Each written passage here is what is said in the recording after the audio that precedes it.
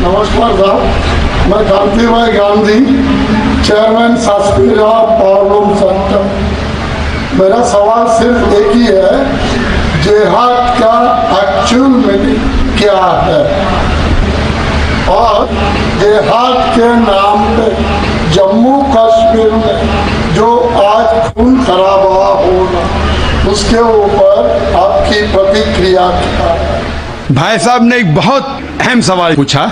आज की तारीख में सबसे बदनाम लफ्ज इस्लाम में है, वो है लफ्ज जिहाद। और जिहाद के बारे में सबसे ज्यादा गलतफहमी है, सिर्फ गैर मुसलमानों को नहीं, मुसलमानों को भी।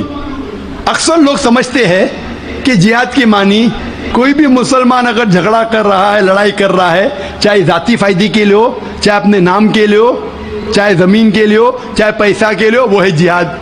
जिहाद के मानी ये नहीं कि कोई भी मुसलमान कोई भी वजह से लड़ाई कर रहा है, चाहे माल के लिए हो, चाहे नाम के लिए हो, चाहे जगह के लिए हो। जिहाद की मानी वो अरबी लफ्ज आता है जहदा से, मानी जिद्दोजहद, टू स्ट्राइव, टू स्ट्रगल। इस्लाम के पस मंजर में जिहाद की मानी है अपने नफ्स से जिद्दोजहद करना, इविल इंक्लिनेशन के अगेंस्ट। जो अपना नफ्स बुरे चीजें चाहता है, अपने नफ्स के खिलाफ जिद्दोजहद करने को कहते हैं जिहाद। अगर आप माशरे को सुधारने के लिए जिद्दोजहद कर रहे, उसे कहते हैं जिहाद। अगर आप सेल्फ डिफेंस में लड़ रहे हैं, उसे कहते हैं जिहाद। अगर आप ऑपरेशन के खिलाफ झगड़ा कर रहे हैं, उसे कहते हैं जिहाद। जिहाद की मानी है जिद्दोजहद करना। और अक्सर मीडिया में कहा जाता है जिहाद की मानी होली वॉर। सिर्फ गैर मुसलमान ने, कई मुसलमान भी इन्वर्टेड कॉमर्स में अपने आप को स्कॉलर समझते हैं, जिहाद का तर्जुमा करते होली वॉर। बिल्कुल गलत है। होली वॉर अरबी में हर्ब मुकद्दसा, और आप कुरान मजीद उठाओ, कहीं भी कुरान मजीद में हर्ब मुकद्दसा नहीं लिखा है, कोई भी हदीस में नहीं लिखा है। जिहाद के मानी होली वॉर नहीं है, पाक जंग नहीं है। ये लफ्ज होली वॉर सबसे पहले इस्तेमाल किया गया था क्रिश्चियन क्रूसेडर्स के लिए। जब क्रिश्चियन क्रूसेडर्स क्रिश्चियनिटी के नाम पे हजारों लोग का कत्ल किए, उसे कहते थे होली वॉर। आज वो इस्तेमाल हो रहा है मुसलमान के लिए। जिहाद डजंट मीन होली वॉर। आपने कहा कि कश्मीर में जो हो रहा है, मारना, लड़ना, झगड़ना, क्या जिहाद है? अगर वो जिद्दोजहद कर रहे हैं कुरान और हदीस के मुताबिक, अपने नफ्स के खिलाफ, जो गलत चीज़ है उसके खिलाफ, माशरे को सुधारने के लिए, तो वो सही जिहाद है। और जिहाद दो किस्म के होते हैं। एक होता है जिहाद फी सबिलिल्लाह, अल्लाह के राह में जिहाद, जो कुरान और हदीस के मुताबिक है। दूसरा जिहाद है जिहाद फी सबिलिल्लाह शैतान, तो शैतान के राह में जिहाद करना।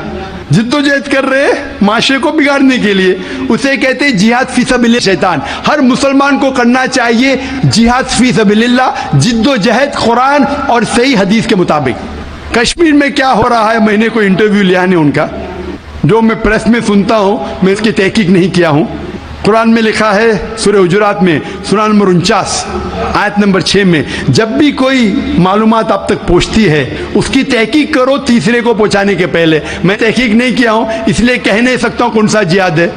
लेकिन ये जो लड़ने झगड़ने की बात हो रही है, जो लोग अक्सर मुसलमान को दोषी ठहराते हैं, मैं आपसे पूछना चाहता हूँ कि आपने महाभारत पढ़ी? महाभारत में लड़ने झगड़ने के मंत्र कुरान से कई गुना ज्यादा है। महाभारत में लड़ने के श्लोक, मंत्रा कुरान मजीद से कहीं ज्यादा है। भगवत गीता, भगवत गीता एक महाभारत का हिस्सा है, 18 जुज, 18 चैप्टर्स अनुशासन पर्व के, जिसमें श्री कृष्ण अर्जुन को एडवाइस देते हैं, समझाते हैं।